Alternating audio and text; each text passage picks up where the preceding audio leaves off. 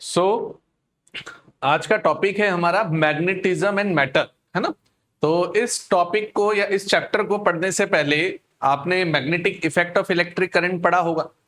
जब हम class 12th में आए तो हमें सबसे पहले इलेक्ट्रोस्टैटिक और इलेक्ट्रोस्टैटिक पोटेंशियल पढ़ाया गया, जो कि इलेक्ट्रिक चार्ज से रिलेटेड था, है ना। फिर हम इलेक्ट्रिसिटी पे गए, चार्ज मोशन में आ गया, चार्ज मोशन में आ गया तो मैग्नेटिक इफेक्ट उसका होने लगा।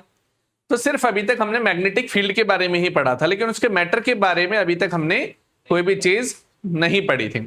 तो उसी से रिलेटेड ये चैप्टर है। तो ये मैग्नेट शब्द से बना होगा, तो मैग्नेट कहां से आया? मैग्नीशिया नाम की एक जगह थी, वहां से मैग्नेट बना, है ना। ये बचपन में भी कहानी सुनी होगी, एक शेफर्ड था, एक चरवाहा था, है ना। वो मैग्नीशिया नाम की जगह पर अपनी भेड़ों को चराने जाता था। तो वहां पे दो पहाड़ थे, एक पहाड़ पर वो जब चढ़ता था तो उसे वगडन बहुत करना पड़ता था, क्योंकि उसके शूज में कीले थी। तो उसे लगता था कि कोई उसे जकड़ रहा है, कोई उसे पकड़ रहा है ना। तो वो पत्थर मैग्नेट का था और आयरन नेल्स वो अट्रैक्ट करती थी मैग्नेट को। तो यहां पे सवाल ये भी आएगा, देखना कि सारे के सारे मेटल क्या अट्रैक्ट करेंगे? कि सारे के सारे मटेरियल मैग्नेट के साथ अट्रैक्ट करेंगे? तो हम बोलेंगे ऐसा संभव नहीं है। ये प्रॉपर्टीज हैं कुछ मैग्नेट की, और ये बहुत ही इंपॉर्टेंट पार्ट भी है।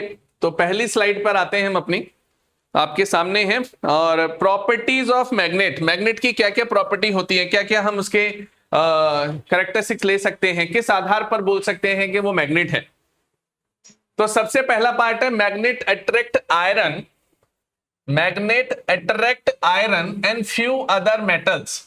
तो magnet attract iron and few other metals क्यों बोला गया? इसका मतलब तो ये होगा कि मैग्नेट कुछ ही चीजों से अट्रैक्ट करता है, बाकी चीजों से अट्रैक्ट, और वो मेटल है तो भी नहीं करेगा। तो इसको करके देख लेते हैं, है ना।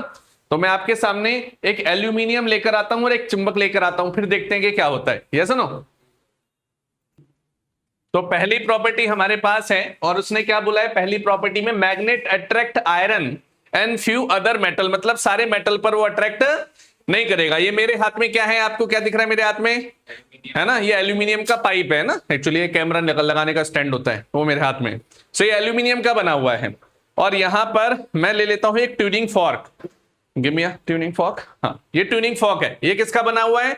आयरन का बना हुआ है ना। अब इन दोनों पर हम टेस्ट करने वाले हैं। इन दोनों पे क्या करने वाले हैं? हम टेस्ट करने वाले हैं कि किस पर मैग्नेट अट्रैक्ट होगा और किस पर मैग्नेट अट्रैक्ट नहीं होगा। तो सबसे पहले हम इसे टेस्ट कर रहे हैं।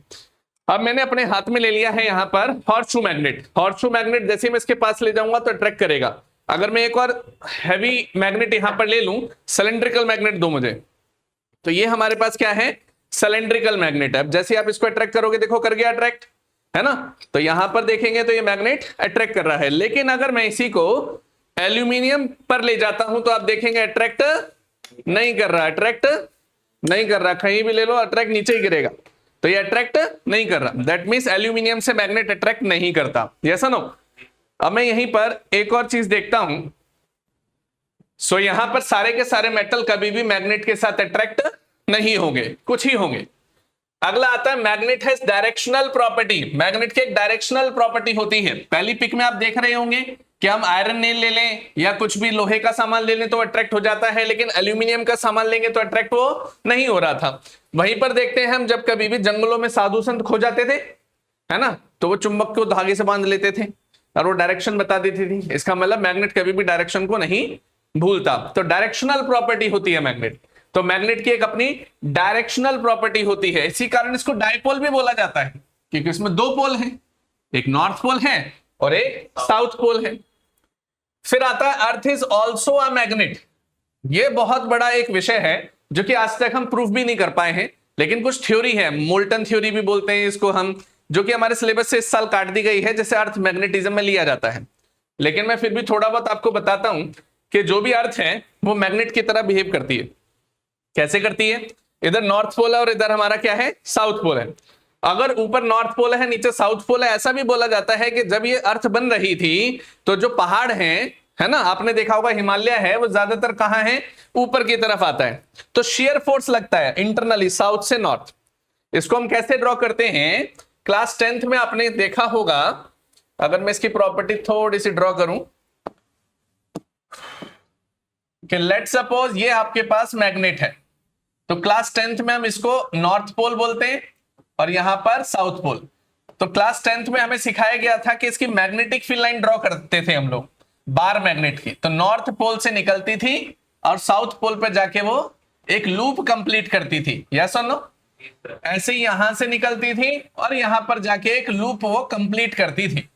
तो यहां से मैग्नेटिक फील्ड निकल रही है साउथ नॉर्थ पोल से और वो कहां जाएंगी? साउथ पोल की तरफ जाएंगी। तो नॉर्थ पोल से निकली और साउथ पोल की तरफ जाएंगे, बेसिक प्रिंसिपल है। अब यहां पर देखना, अगर आप चुंबक के अंदर या चुंबक पर बैठ जाते हैं, मैग्नेट पर जाके बैठ जाते हैं, तो आपको मैग्नेटिक फील्ड कैसी महसूस होगी? इंटरनली साउथ से। लेकिन अगर आप एक्सटर्नली बैठ जाते हैं कहीं जाके बाहर एकदम, तो एक्सटर्नली आपको मैग्नेटिक फील्ड कैसी महसूस होगी? नॉर्थ से। समझ में आई बात? तो अगर कोई अंतरिक्ष से अर्थ को देख रहा है तो उसको कैसी मैग्नेटिक फील्ड पैदा होगी या कैसी प्रतीत होगी? नॉर्थ से, क्योंकि वो अर्थ पर नहीं है, वो अर्थ के बाहर है, वो सिस्टम से बाहर है। लेकिन वहीं पर अगर कोई सिस्टम के अंदर है, मैग्नेट पर ही है, जैसे अर्थ इज अ मैग्नेट, तो आप अर्थ पर ही रहते हैं, तो आप कैसा अनुभव कर रहे हैं मैग्नेटिक फील्ड का? बिल्कुल साउथ से नॉर्थ। तो आप साउथ से नॉर्थ की तरफ आप अपनी मैग्नेटिक फील्ड को फील कर पाएंगे। अब यहां पर देखना एक और चीज, अगर आप वास्तु की बात करें तो ऐसा बोला जाता है ना कि हमारा जो सिराना है, जो बेड है, उसका जो सर है वो साउथ में होना चाहिए और जो आपके पैर हैं वो आपके नॉर्थ में होने चाहिए, है ना? ये शायद मैं पिछले चैप्टर में भी बता चुका हूं, क्योंकि मैग्नेटिक फील्ड लाइन साउथ से नॉर्थ की दिशा में जाती है। तो जो आपका हार्ट है, दिल है ना, उसके ऊपर लगभग 30% बॉडी का पार्ट है, या 20%, मान लो 30%, में ज्यादा ही बोल रहा हूं, और ऊपर कितना है? 20% है, सॉरी 70 हुआ ना, नीचे कितना है? 70% है। तो ब्लड को सबसे ज्यादा हार्ट को कहां जोड़ लगाना पड़ेगा? 70 पे या 30 पे? तो heart is a pumping device. Iron में, आयरन जो होता है वो ब्लड के अंदर होता है कि नहीं, ये बताओ? तो जो भी आयरन के पार्टिकल है वो मैग्नेटिक फील्ड से प्रभावित होंगे कि नहीं? मैग्नेटिक फील्ड को बी वेक्टर बोला जाता है। इसका मतलब जो भी साउथ की तरफ सर करके सोता है और नॉर्थ की तरफ पैर करके सोता है, तो उसका ब्लड फ्लो रेगुलेशन सही रहेगा कि नहीं? वो जल्दी सोएगा, जल्दी उठेगा।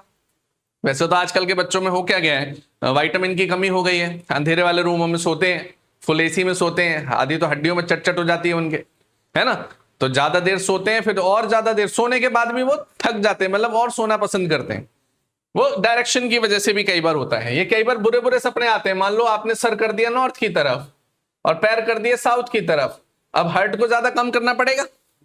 हो सकता है मे बी जो ब्लड है वो रेगुलेट आपके ब्रेन में ज्यादा हो, है ना? कई बार देखा होगा ज्यादा सोते हैं उसके बाद भी सर में पेन होने लग जाता है, उसका कारण ही ये होता है, क्लियर नहीं? तो डायरेक्शन बहुत इंपॉर्टेंट है। तो मैग्नेटिक फील्ड की डायरेक्शन हम यहां पर देख पाते हैं। तो डायरेक्शन बहुत ही इंपॉर्टेंट रोल प्ले करता है हमारी लाइफ में। तो इसको फिजिकल सिग्निफिकेंस में भी ले सकते हैं। तो हमने अभी तक 3 पॉइंट पढ़े। पहला point, magnet attract iron and few other metal, सभी मेटल के साथ अट्रैक्ट नहीं करता। Magnet has directional property, earth has also a magnet. 3 point हमने पढ़ लिए हैं। Now 2 ends are called pole. जो भी चुंबक होती है, जो भी मैग्नेट होता है, उसके 2 पोल होते हैं, इसलिए इसको डायपोल बोला जाता है। क्या बोला जाता है? मान लो इधर एक पोल है और इधर एक पोल है, तो 2 पोल हो गए, तो 2 की वजह से इसको डाई लिखते हैं और नीचे आ जाता है डाइपोल। एक बनता है नॉर्थ पोल और एक बनता है साउथ पोल, यस और नो? तो यहां तक मैं समझता हूं आप सभी को क्लियर होगा, है ना? दोबारा रिपीट करता हूं। सबसे पहले हमने क्या दिखाया? एल्यूमिनियम। एल्यूमिनियम के साथ चाहे कोई सा भी मैग्नेट ले लो आप, है ना, कोई सा भी, whether it will be the cylindrical, horseshoe, है ना, कोई अट्रैक्ट नहीं हो रहा था, है ना? ये जो लाल वाले मैग्नेट होते हैं ना, आपके स्कूलों में जानबूझ के देते हैं, क्योंकि ये थोड़े से ना डाइल्यूट होते हैं, मतलब असर कम करते हैं, है ना? अगर आप असली वाला देखना चाहते हो ना, तो ये उठाओ, रिंग वाला, ठीक है, इसको देखना। ये होता है कमर्शियल मैग्नेट, मतलब इंडस्ट्रियल मैग्नेट बोल सकते हैं, है ना? हाथ आ गया ना बीच में तो कट जाएगा, बहुत स्ट्रांग होता है, ठीक है? ये मैग्नेट बहुत स्ट्रांग होता है। अगर मैं यहां पर लूं, मटेरियल देना, हाँ, रिपल्शन करेगा, बिल्कुल करेगा, आप अपने हाथ से देख सकते हैं। मान लेते हैं कि ये आपके पास है ना, ये रिपल्शन है, यहां अट्रैक्ट कर रहे हैं, है ना, अट्रैक्ट कर गया, उल्टा कर दे, रिपेल कर रहा है, नहीं आ रहा, है ना? अब तो क्योंकि गाड़ी के साथ चला के देखा हुआ, ऐसे बचपन में जो छोटे बच्चे चलाते थे, तो चोट लग जाएगी, ठीक है? तो अभी करेंगे, इसके भी एक्सपेरिमेंट होंगे कुछ। तो आगे बढ़ते हैं अब अगली स्लाइड पर। I hope you understand it very well. Now properties of magnet में पांचवी प्रॉपर्टी हम पढ़ने जा रहे हैं, पांचवी प्रॉपर्टी, फिफ्थ प्रॉपर्टी। तो फिफ्थ प्रॉपर्टी में क्या लिखा हुआ है, ध्यान से देखना।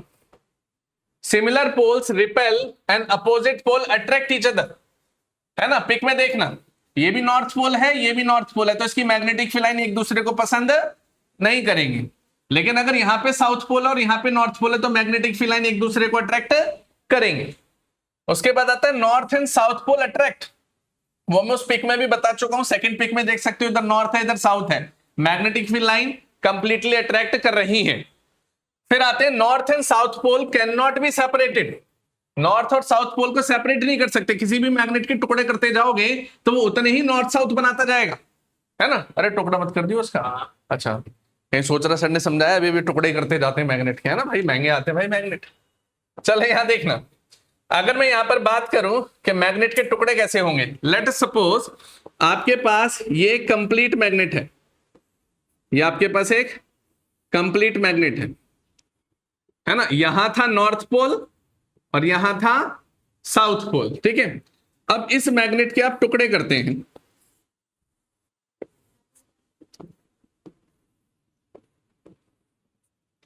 अब इस मैग्नेट के कैसे टुकड़े होंगे देखते हैं। तो इसका साइज करना पड़ेगा बहुत छोटा, ये ब्रेक हुआ, ये ब्रेक हुआ, फिर ये ब्रेक हुआ, फिर ये ब्रेक हुआ, अगेन ब्रेक, अगेन ब्रेक।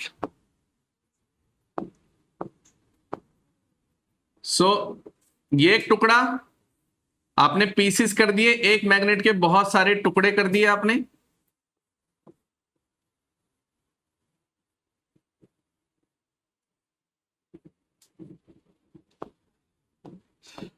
तो अब मुझे बताना कि नॉर्थ पोल और साउथ पोल अलग कर सकते हैं क्या हम ऐसा करके?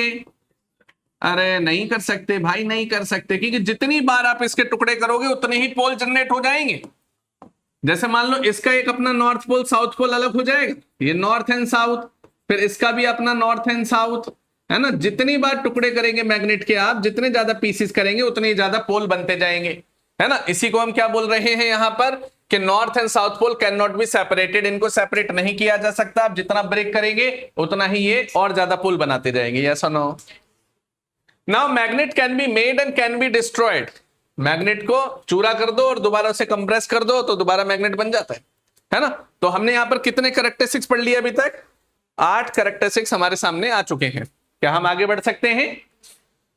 अगली स्लाइड है हमारी इफेक्टिव लेंथ, ये भी काफी इंपॉर्टेंट पार्ट है। इफेक्टिव लेंथ, इफेक्टिव लेंथ का मतलब हम क्या समझते हैं?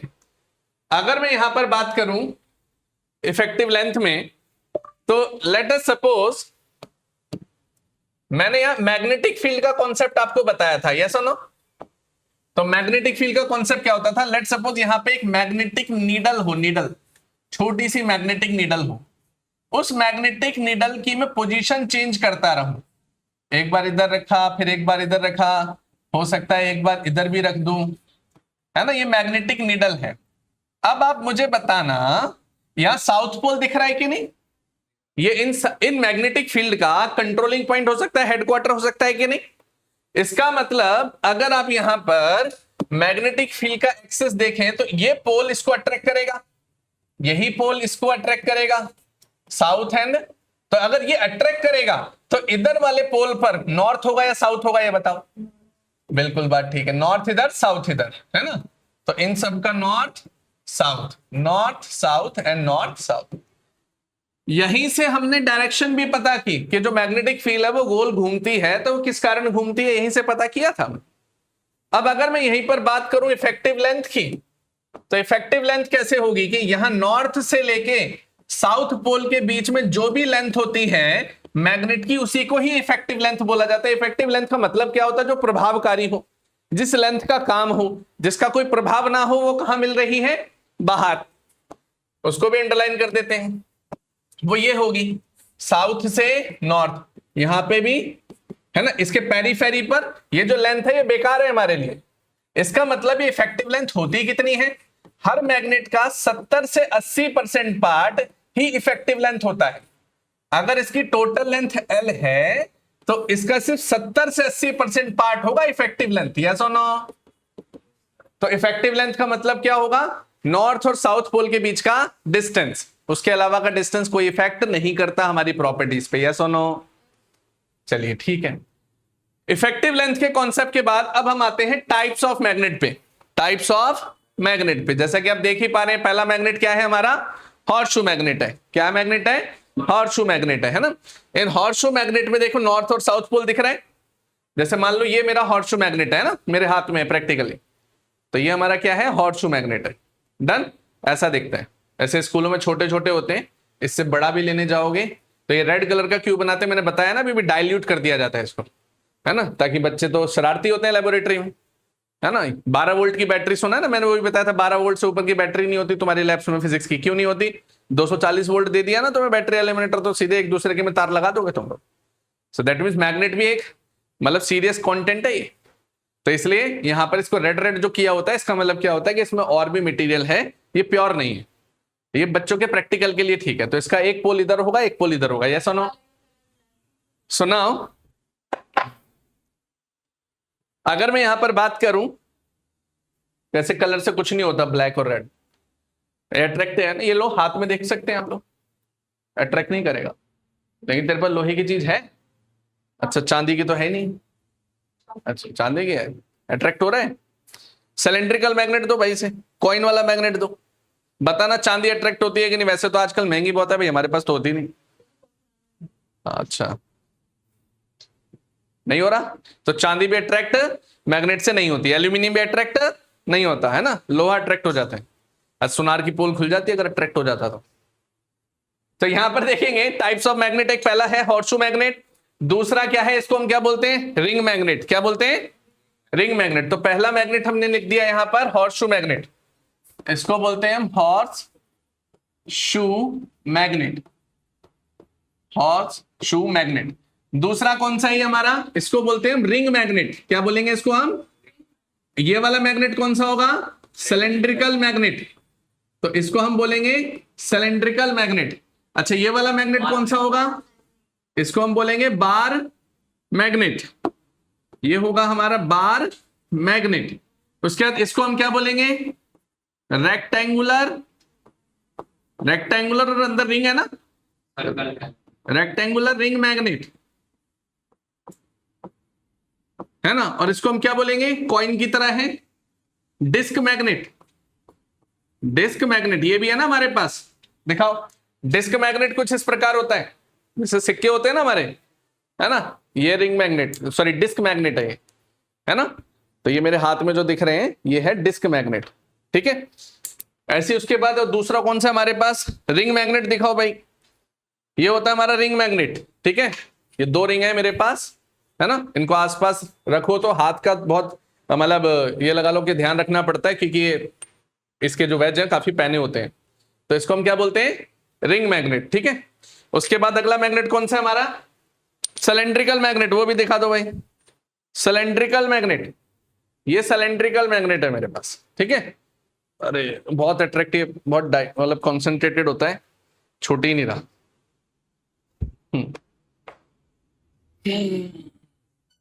तो ये है हमारे पास, है ना, ये है हमारे कौन से? सिलेंड्रिकल मैग्नेट, है ना।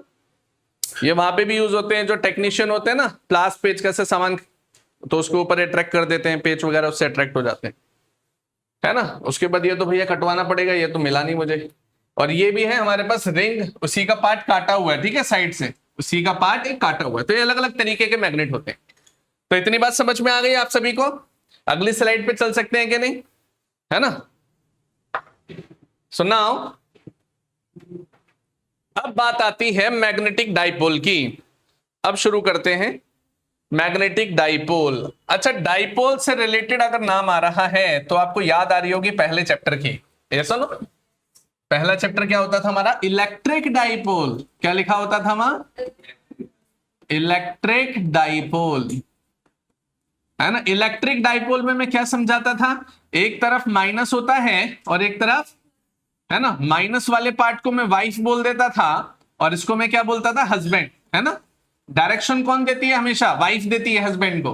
तो डाइपोल की डायरेक्शन इधर होती थी, ऐसा नो।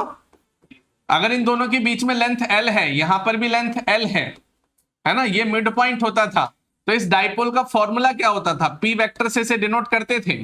चार्ज का मैग्नीट्यूड दोनों का बराबर होता था, या माइनस क्यू और यहां पर प्लस क्यू होता था, तो Q magnitude of charge into distance between them, इसे बोलते थे डाइपोल।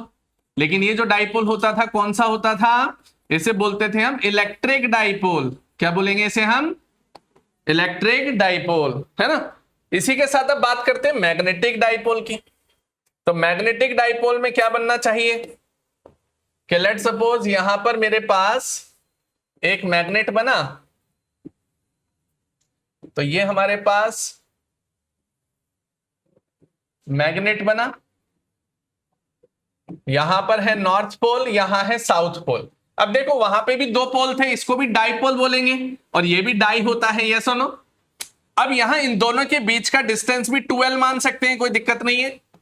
नॉर्थ से साउथ के बीच में इसका भी डिस्टेंस l और इसका भी डिस्टेंस l मान लेते हैं। मतलब यहां पर नॉर्थ है और यहां पर साउथ है, बीच में इसका मिड पॉइंट एज्यूम कर लेते हैं, ये भी लेंथ l है, ये भी लेंथ l है। यहां पर P है और यहां पे मैग्नेटिक डाइपोल मूवमेंट को हम बिग लेटर ऑफ M से डिनोट करते हैं। तो यहां सिंपल लिख देंगे बिग लेटर ऑफ M। यहां पर चार्ज Q है, यहां पर चार्ज Q है, और यहां पर क्या होगा, पोल स्ट्रेंथ होगा। एक नई टर्म आ रही है कि इस पोल की स्ट्रेंथ कितनी है। जैसे हम चार्ज का मैग्नीट्यूड लिया करते थे, वैसे यहां पर पोल की स्ट्रेंथ आएगी। उस पोल स्ट्रेंथ को स्मॉल लेटर ऑफ M बोलते हैं। क्या बोलते हैं उसे हम, स्मॉल लेटर ऑफ M। तो ये जो पोल की स्ट्रेंथ है स्मॉल लेटर ऑफ M, ये चार्ज के साथ कंपेयर होगी। Q है, यहां पर M है, वहां डिस्टेंस 2l है, यहां पे भी डिस्टेंस 2l है। बताओ बन गया कि नहीं बन गया फॉर्मूला। तो ये हमारा क्या बना, मैग्नेटिक डाइपोल। क्या बन गया, मैग्नेटिक। तो magnetic dipole is M into में 2l।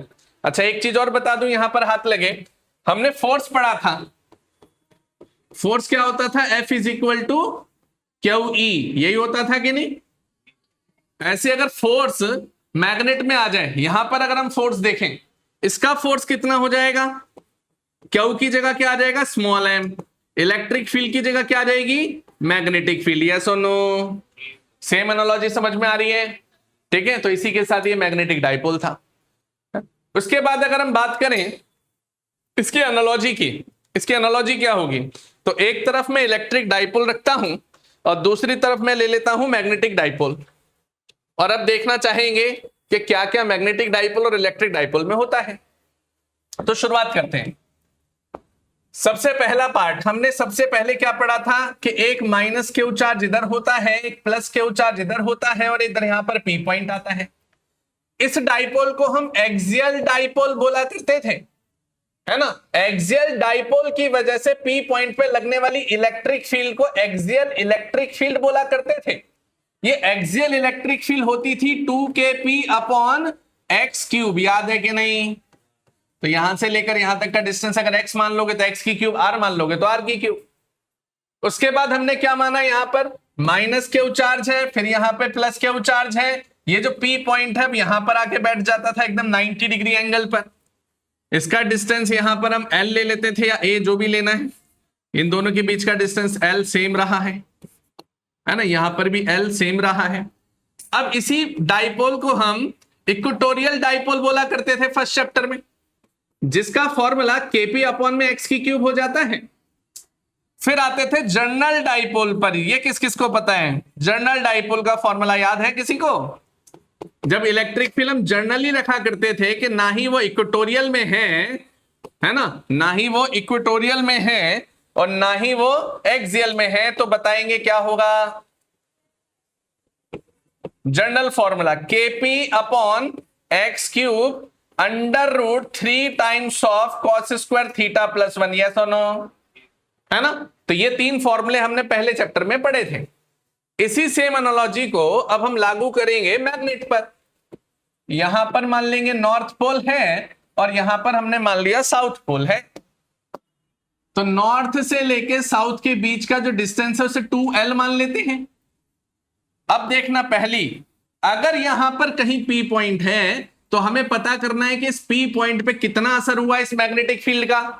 तो हम मैग्नेटिक फील्ड क्या लेंगे, या इलेक्ट्रिक फील्ड है, तो यहां क्या लिख सकते हैं हम, मैग्नेटिक फील्ड इन एक्सियल डायरेक्शन 2 अपॉन, अब यहां देखना K की वैल्यू यहां क्या होती थी बताओ मुझे, 1/4πε0, यस और नो।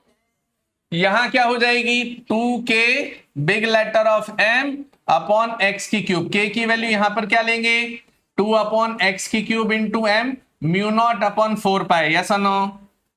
आई बात समझ। अब अगले पार्ट पे चलते हैं, एक्सियल के बाद इक्वेटोरियल पर। अगर आप इक्वेटोरियल की बात करें तो यहां आ जाएगा म्यू नॉट अपॉन 4π, k की वैल्यू रख दी, p की जगह m आ जाएगा और यहां पर x की क्यूब बना रहेगा, आंसर खत्म। ऐसे यहां पर आते हैं जर्नल डाइपोल, तो magnetic field is the journal part, kp तो म्यू नॉट अपॉन में 4π हो जाएगा, p की जगह क्या आ जाएगा m आ जाएगा अपॉन में x की क्यूब और बाकी सब सेम रहेगा 3 cos square theta plus 1। Clear है यहां तक? तो इसी को एनालॉजी बोलते हैं। अब हम आगे वाली डेरिवेशन पर आएंगे।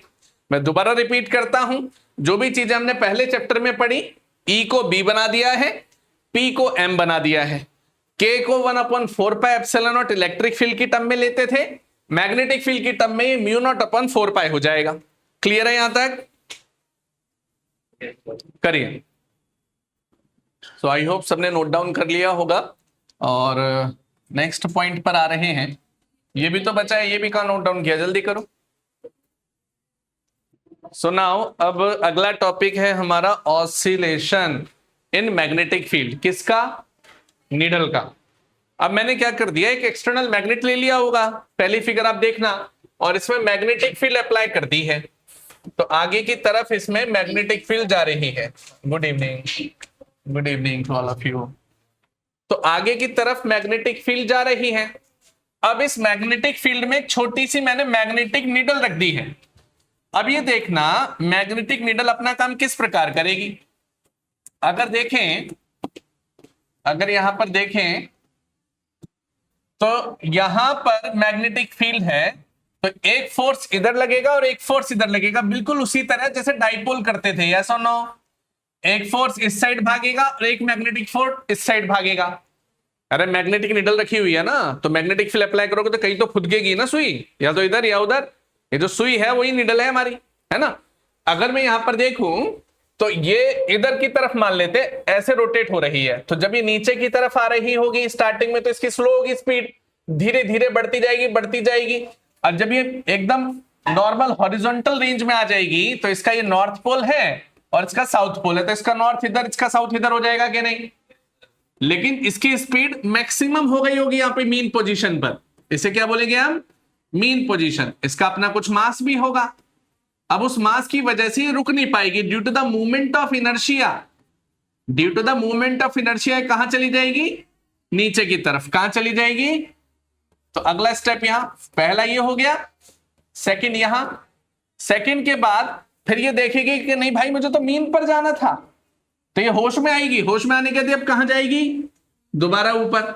जब दोबारा ऊपर जाएगी तो थर्ड स्टेज फिर से ही आएगी, है ना, मीन पोजीशन। लेकिन due to the movement of inertia यहां पर इसकी स्पीड फिर से एंगुलर स्पीड मैक्सिमम हो जाएगी। क्या नाम ले रहा हूं मैं यहां पर, एंगुलर स्पीड, है ना, ये सबका भी योगदान है, ओमेगा बोलते हैं इसको हम। तो ये ऊपर चली जाएगी नीडल, फिर ये नीचे जाएगी, तो ये एसएचएम होगा कि नहीं होगा, ऊपर जा रही है फिर नीचे आ रही है, फिर ऊपर जा रही है फिर नीचे आ रही है ना। इसी को हम ऑसिलेशन इन मैग्नेटिक फील्ड बोलते हैं। इसका सिर्फ हमारे पास क्वालिटेटिव एनालिसिस करना है ना, सीबीएसई में। क्वांटिटेटिव एनालिसिस पहले डेरिवेशन टाइप में आता था, वो इस सीजन में है नहीं। तो अभी मैं आपको फॉर्मूला लिख के दे देता हूं, कभी एमसीक्यू वगैरह आ जाए तो आप कर पाएंगे। तो हमें ये एनालॉजी तो समझ में आ गई, ऑसिलेशन इन मैग्नेटिक फील्ड। तो यहां सबसे पहले तो अगर मुझे इसका टाइम पीरियड निकालना है तो टाइम पीरियड हमने 2π√L/G पढ़ा हुआ है, यस और नो, सिंपल पेंडुलम का। यहां पर एंगुलर प्रोफाइल आती हुई नजर आ रही है, यस और नो।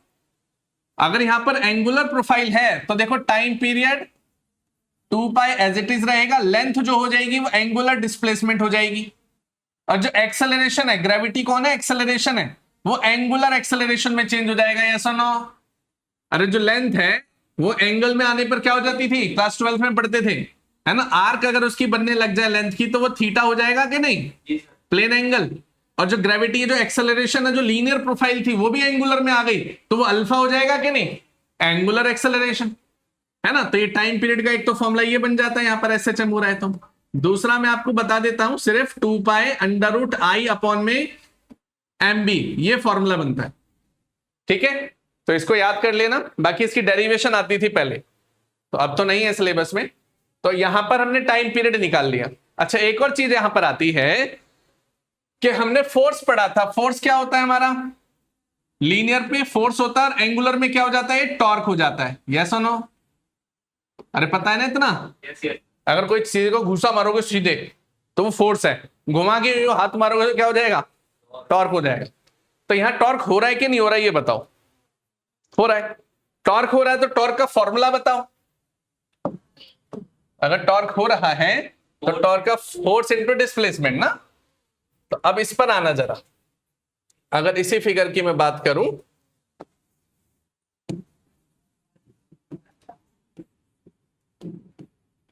अगर मैं इस पे फोर्स टॉर्क देखना चाहता हूं तो फोर्स इनटू परपेंडिकुलर डिस्टेंस निकालना होगा। तो परपेंडिकुलर डिस्टेंस कैसे निकालेंगे, ये एंगल थीटा है, इस लेंथ को L मान लिया और इस लेंथ को भी L मान लिया। यस और नो?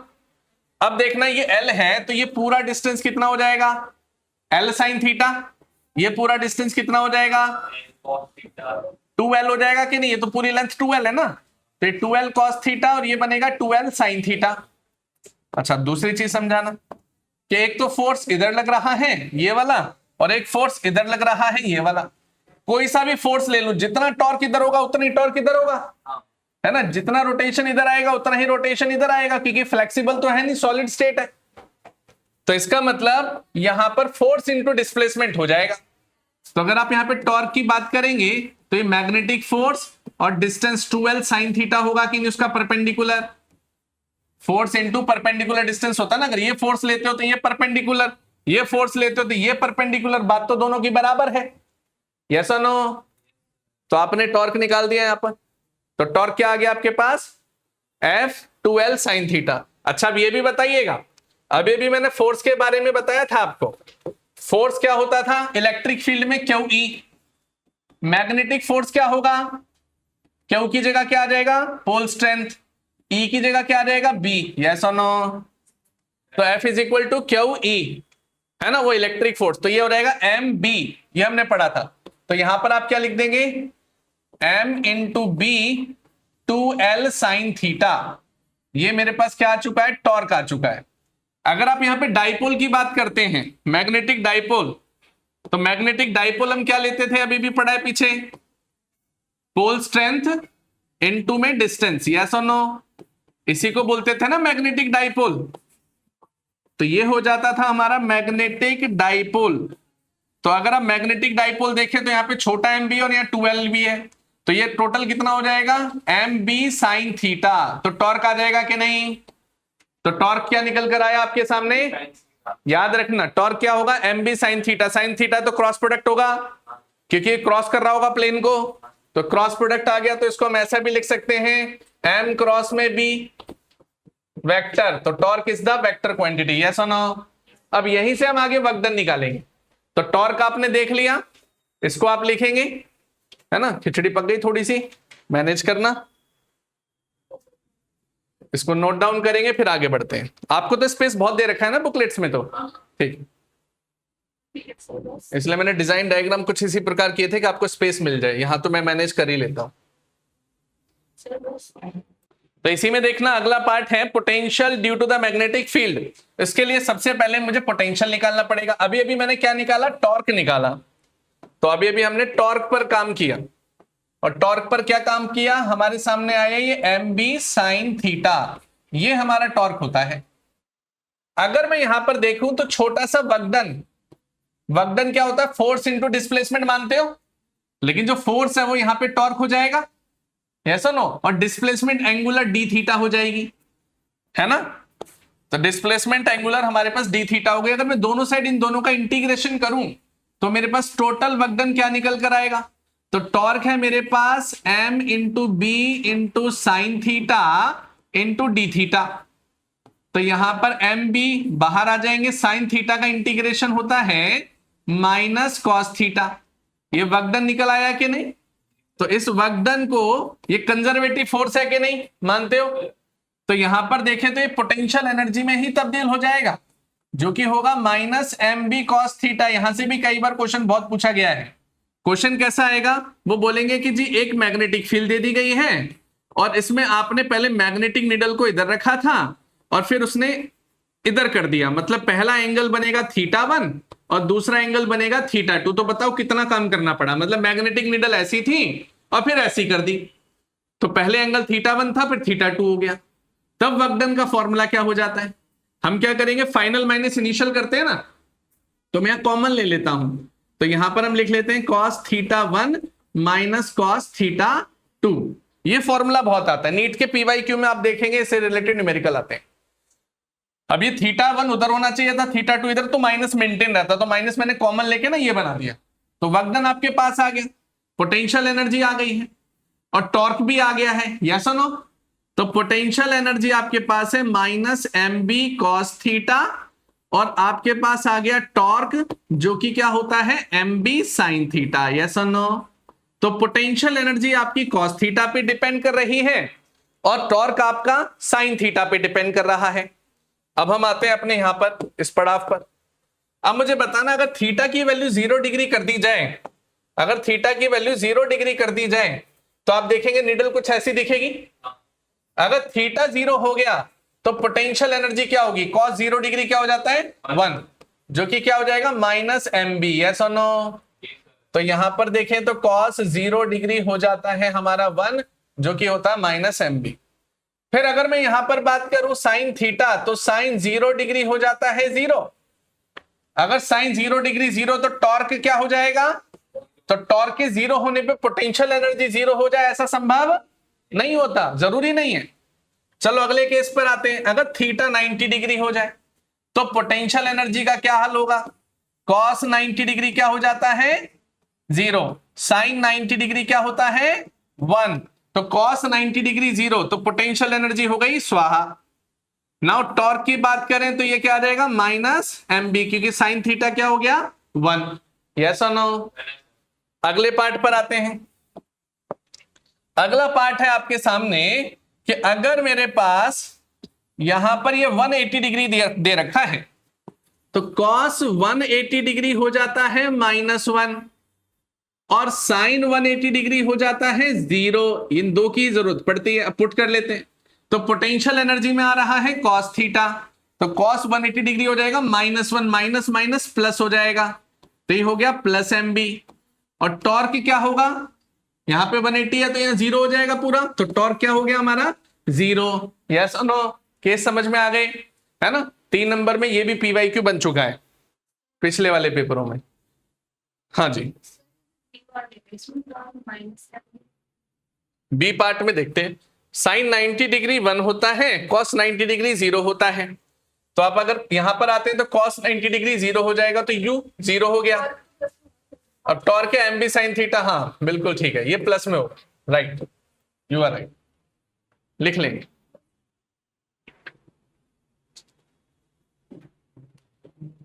बाकी अब अगले पार्ट में डेरिवेशन है और काफी इंपॉर्टेंट डेरिवेशन है, क्योंकि उसमें सिर्फ 2 ही डेरिवेशन है ना, मुश्किल से। उसके बाद सारे हमारे टॉपिक ही हैं, कॉन्सेप्चुअल टॉपिक और इंपॉर्टेंट भी, तो उसको हम करेंगे नेक्स्ट क्लास में। तो आज के लिए ही इतना ही करते हैं, ठीक है, थैंक यू।